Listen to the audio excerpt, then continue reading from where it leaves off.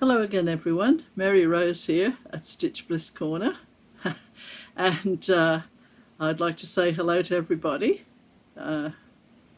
It's been fairly busy around here, not in this house, because nothing really happens in this house, thankfully, because I think there's a Japanese saying that an uneventful day is a good day, so that suits Harlequin and I.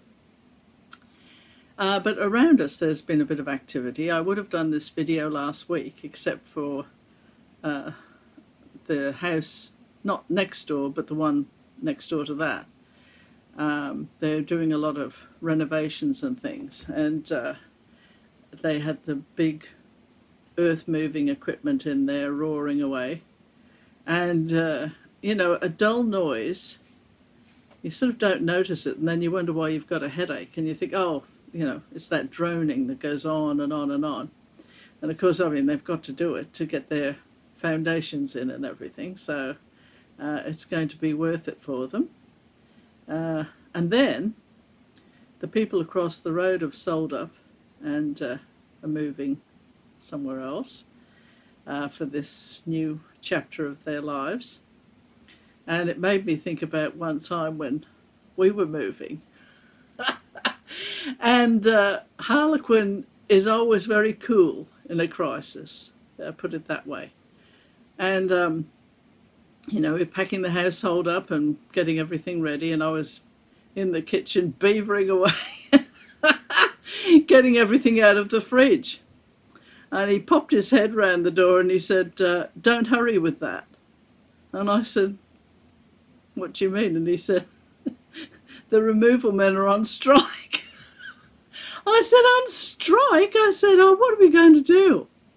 Anyway, we went right through the phone book looking for someone else to move us, and until we came to a removal company whose name began with a Y.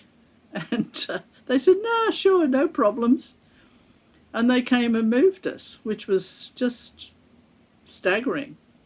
But, you know, that's where Harlequin really does shine, is, you know, if there's something unexpected that happens, he just deals with it. I mean, you know, which is excellent, because I'm not really, I suppose I'm not too bad with unexpected things, but I do like to know what's going to happen. You know, I'm one of these people that uncertainty doesn't sit well with me.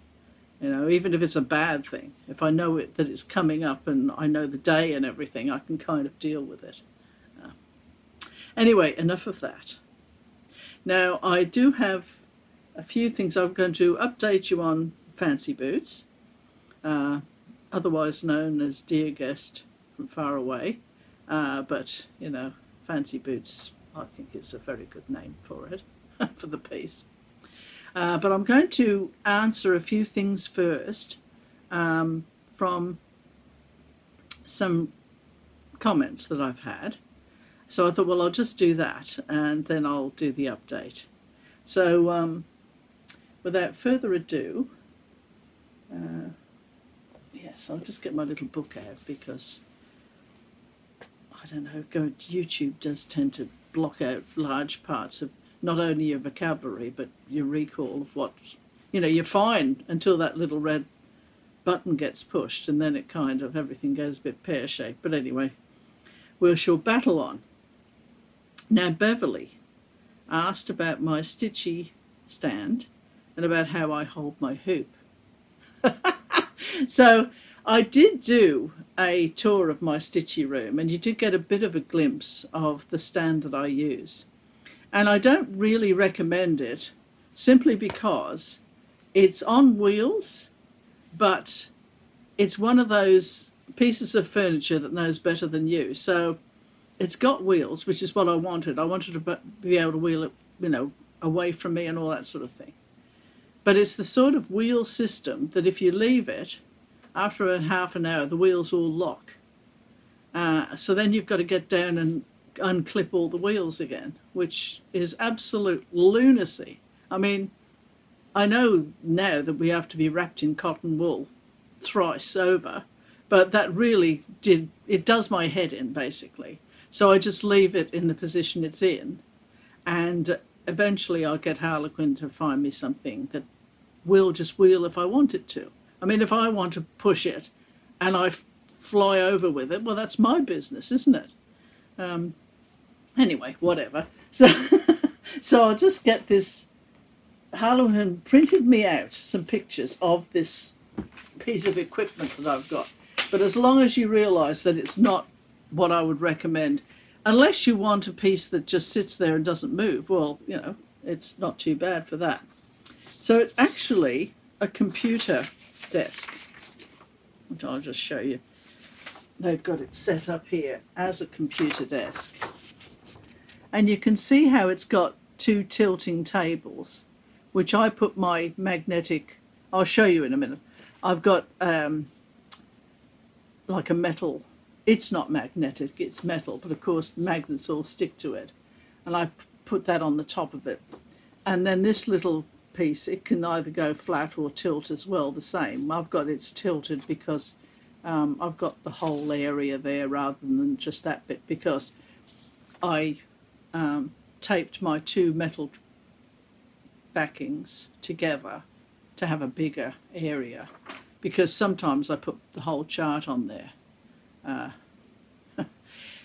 Whatever. Anyway, and this back part, it goes up and down. So he's printed out another picture just to show you that you can have it also as a flat desk if you like. And that back part comes down. You can see it's all adjustable. And behind there it's all adjustable. Where are the offending wheels? Hang on a minute. I wonder if he's put those in. He probably knows what I think about them, so he might have carefully avoided them. So, oh no, there they are.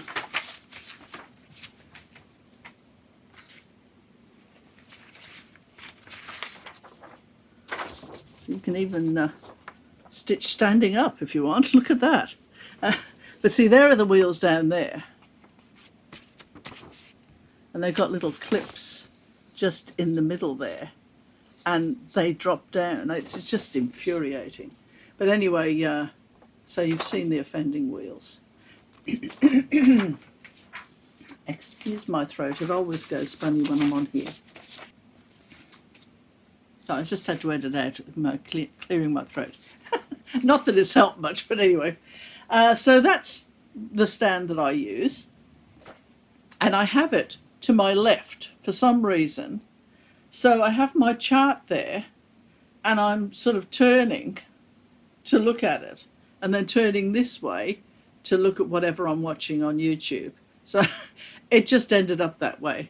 And I really don't know why I haven't got it in front of me with the YouTube maybe on the next level up. I could put that, but I don't. I just do it this way, and that's the way it ended up.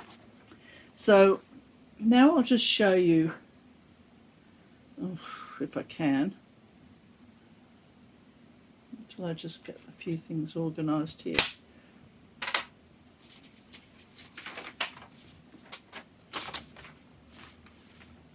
I'll just edit out a bit of this time because it'll take me a minute just to get this organised. Oh, back again. Now I'm just going to show you, that's what the back looks like.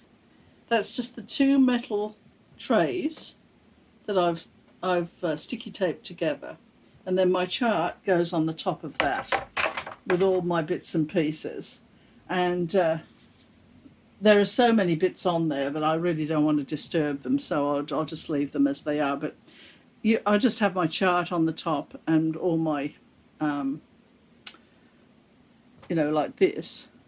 That's an advertisement that came through the mailbox, and it's magnetic on the back, and that's part of it. I just cut them up, and I use those to, hang on a tick, I've got a little metal, another little metal one that goes, I bulldog clip that on the top of the other metal one, so I've got a smaller one to work with, because this one I'm using the actual pages rather than sticking the whole thing together, the whole chart together.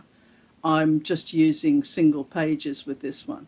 So then I got my little metal one out, and I've bulldog clipped that onto the existing 2 pieces that I've stuck together, just for this stitch anyway. So, and see this, it just, because it's metallic, it sits on there for my line, if I'm doing lines, however way I'm doing my stitching, because when you grid, you can sort of be a bit more versatile about where you're stitching, as long as you don't get your grids confused, you know, of where you are, because I mean sometimes if you're not very careful, you can be stitching in the wrong spot. So you've got to be, you know, very aware of where you are on your stitching, which I'm sure everybody knows that, so I don't know why I'm telling you. I'm preaching to the converted here, aren't I? Anyway, so what I'll do now is I will send you to a video that I did updating Dear Guest, which I'll just show you that picture, which I had here, and now I've, let me see, I've got him over here, I think. Yes, there he is. This one, I'm doing it on 18 count. Oscar Freeworth, and the original is located in the Hermitage Museum, St. Petersburg. He painted it in 1888, and that's what I'm stitching. So we'll just go to that little video now, and then I shall see you shortly. Here is my update on this rather magnificent piece that my viewers have christened Fancy Boots because of those, or that. You can sort of see his other boot here in the you know, background, but yeah, that's Fancy Boots. So I should just show you the stitching. Just got it sitting on a bed at the moment. So I just thought I would just walk you along the piece.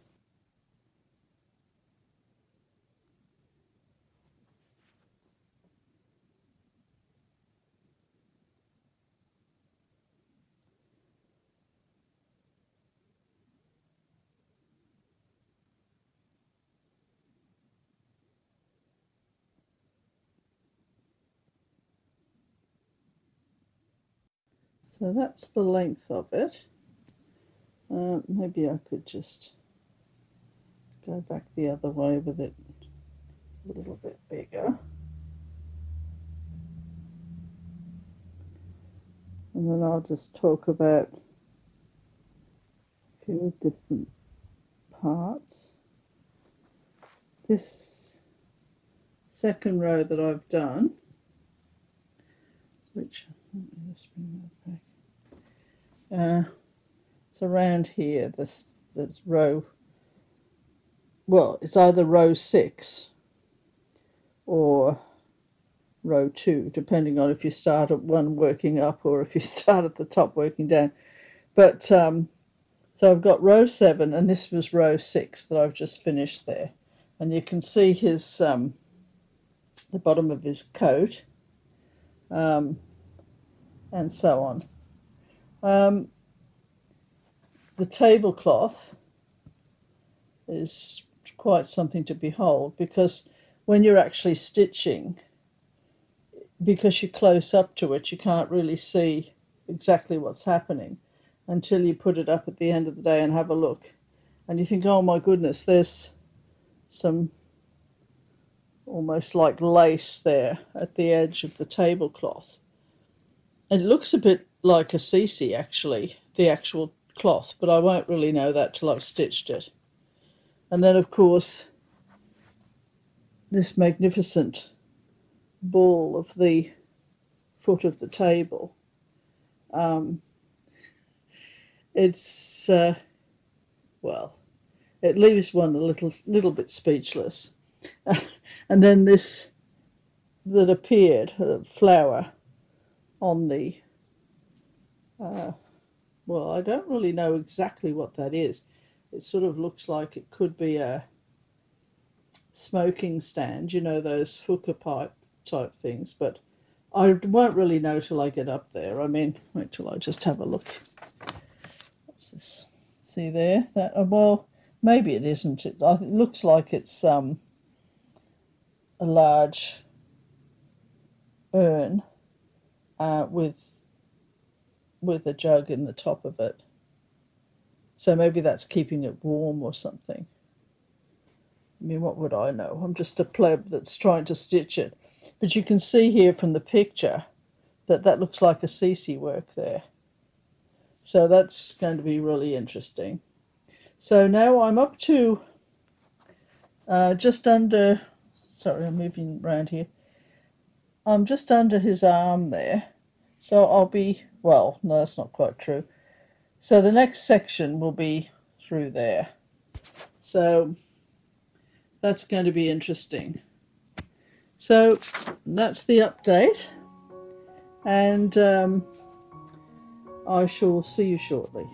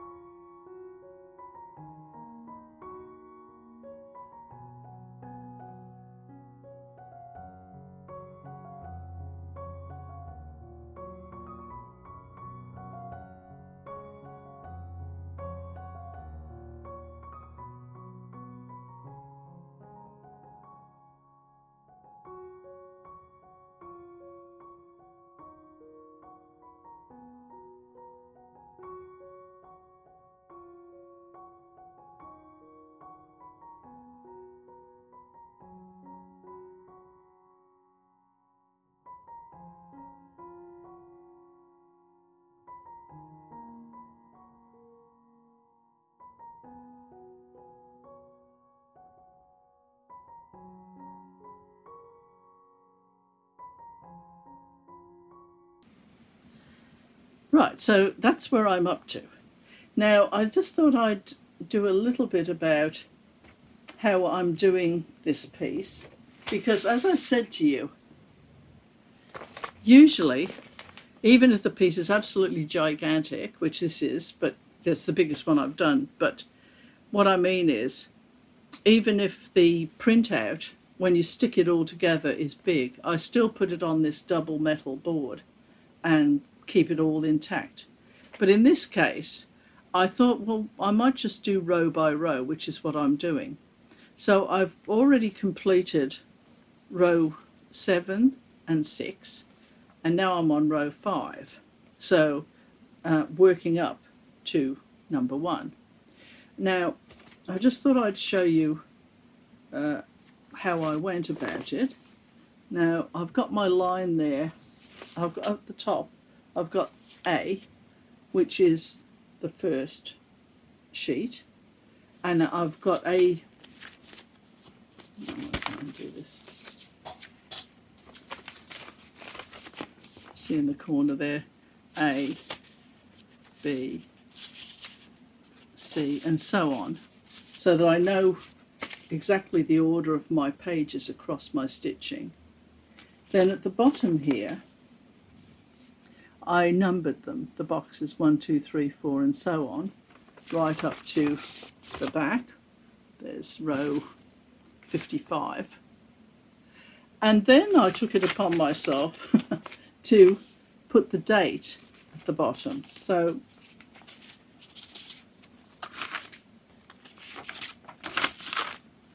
for example, I finished page 1 on October 11. I beg your pardon. Yeah, October 11 I finished page 1. So I went on to page 2 and I've put October 11 there, and I finished that on October the 16th. So it just gives me an idea of how long it takes. I had to carry this one over, I think, because I even though that's still page 1, it just, the way I cut them up, you know, because I'm a bit alternative that way. I mean, some of the pages are wider than others. It just depends on where you want to cut them up. As long as you're aware of, you know, that your pages are in sequence, you're all right. So you work out your own system really when you're doing these things, because this is the first time I've actually done row by row on something where I'm page by paging across. Excuse me once again. So that's been an experience. And I have been using marker pens, which usually I keep them well at bay because I'm always worried that I'm going to mark the work or something like that. But for some reason I've thrown caution to the wind, and I must say it is, you know, enjoyable to mark your square out, because usually I use coloured pencils and things, but you know, whatever. A change is as good as a holiday. So anyway, and you can see there where I'm doing the top bit here, and then I've got that bottom bit. So it's been great fun. And this is a fridge magnet, and I just use that also just to mark my spot. There's a Van Gogh for you. I've done some videos actually on famous artists, which I really enjoyed doing because I learnt an awful lot.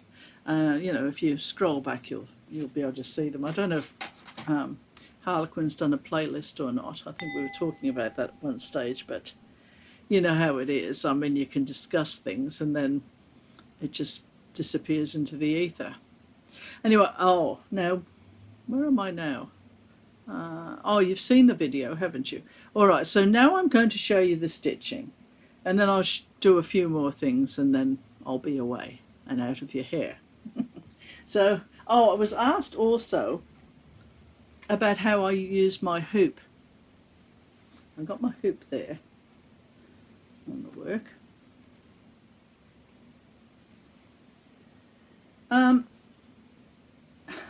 And basically I just stitch one stitch at a time, a complete stitch. Sometimes I don't, it just depends, but mostly that's what I do.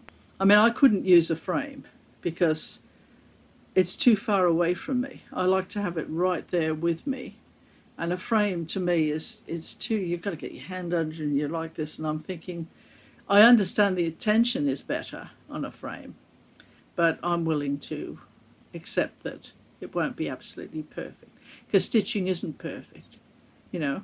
So anyway, that's how I use my hoop. I just, you know, move it backwards and forwards sometimes to make it easier, so I don't have to, you know, move my hand as much or work my elbow as much.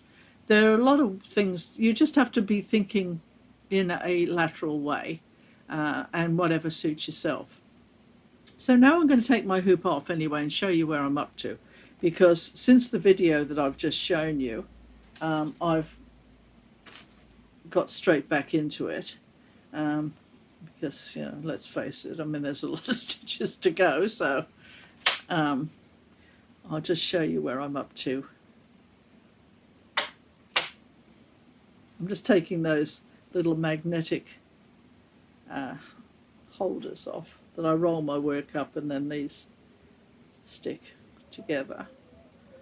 Someone advised me not to try and pull them, to just slide them off, which was very good advice indeed. Right, so I'll just unroll this.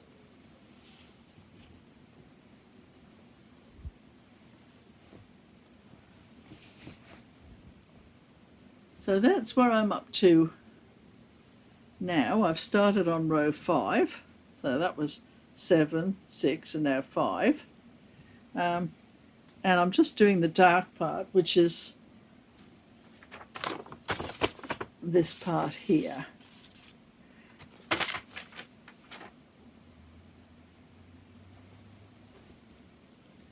Right, so, and there's the, let's hold up the whole piece for you again. You'll be fed up with this piece by the time I've finished. But I mean, you know, and there's these wonderful boots I was talking about. So, oh, they're just unbelievable. You know, and I mean, I look at it in the evening when I'm finished for the night. I put it on the back of the chair here. And I stand back and I just absolutely marvel at the whole thing. I mean, look at, you know, look at this. And the little decoration on there. And the carpets and everything. Right, so anyway, let's carry on. I do have a little bit of haul here. I saw this in the local paper shop. And I love primroses, absolutely adore them. So I thought, well, I'm just going to get that. And I mean, it was only $19.95.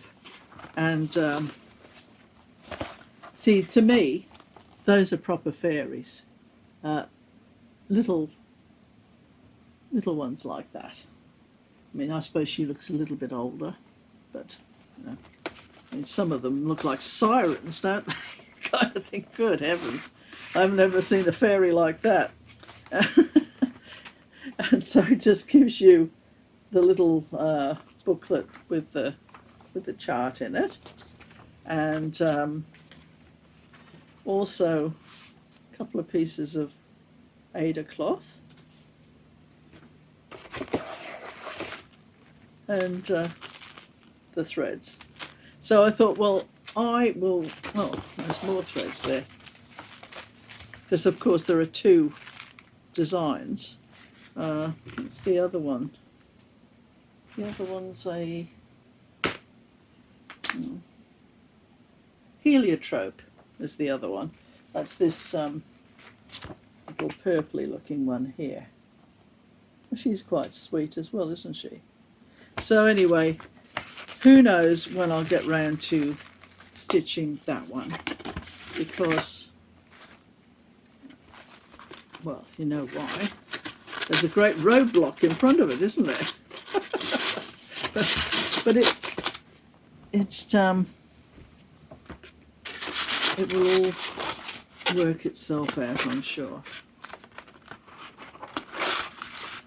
Excuse me while I just, you know, it is always harder to put things back in something. I was explaining to my son about road maps the other day, before all the GPS and all that came along. And you had those huge maps, you know, if you were going somewhere. And that was fine opening them out. But then trying to fold them back the way they were in the first place, it was always quite difficult to do that. Now, what else was I got? I think there's a few things here I just wanted to tell you. Just hang on one moment while I just have a look here. Oh, I just wanted to say thank you to all those viewers who appreciated my tribute to Her Majesty. I thought that was really lovely.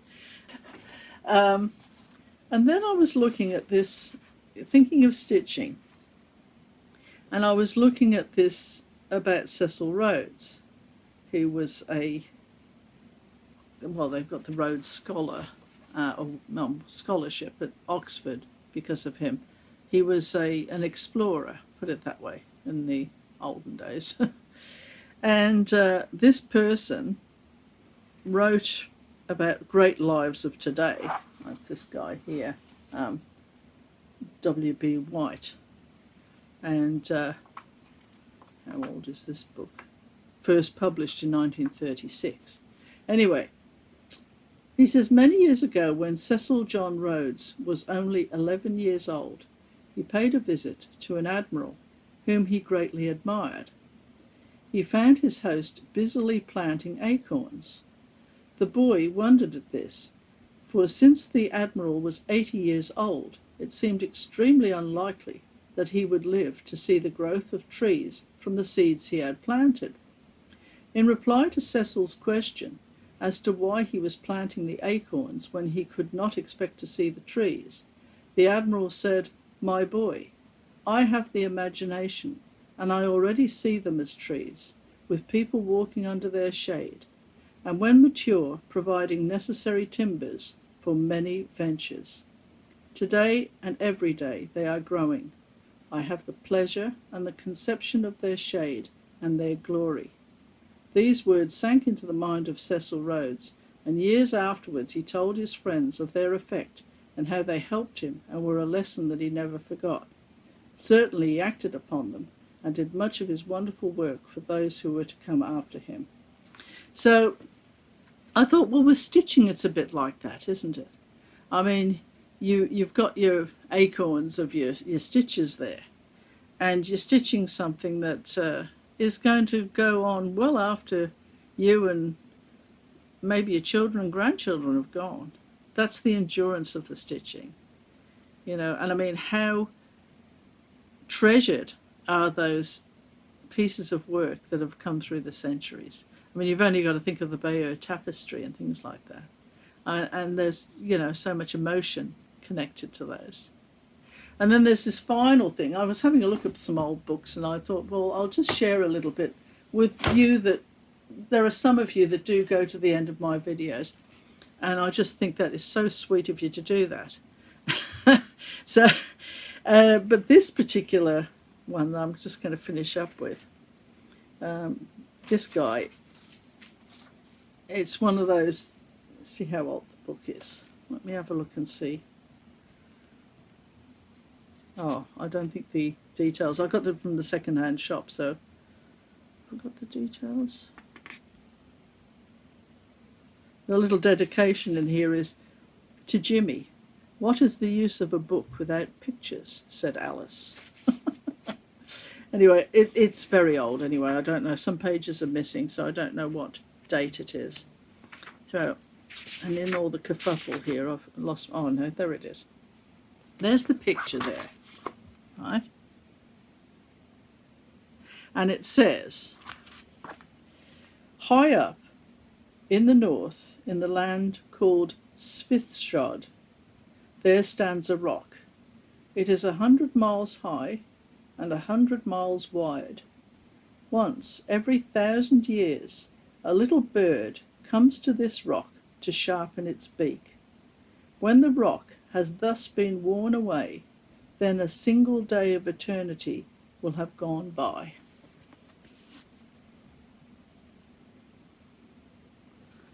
And that's sort of, I think it's a very good definition of eternity, isn't it? Yeah, so I thought that was very interesting, about the eternity definition. I'd never heard that one before. So I hope you all have a very happy and fruitful Christmas. I hope if you're cooking a turkey, I hope it goes really well for you. I always do well with my turkeys because I wrap them in bacon, or wrap it in bacon, I should say. Good heavens, imagine if you did more than one turkey. My daughter's already got it in the freezer for me, so that's wonderful. Just because I always stress about whether I'm going to get my turkey or not, so it's all ready. And then I get a lot of bacon and put it all over the outside of the turkey. And it's very moist. It never dries out, the turkeys that I do. And we've just got a new oven, so I think I better cook something in it before the actual day, because each oven has its own mind, you know. So hopefully this one will be all right. The other one, you know, just, well, it was getting a bit elderly, so we thought we had to do something. Yeah, so anyway, have a wonderful Christmas.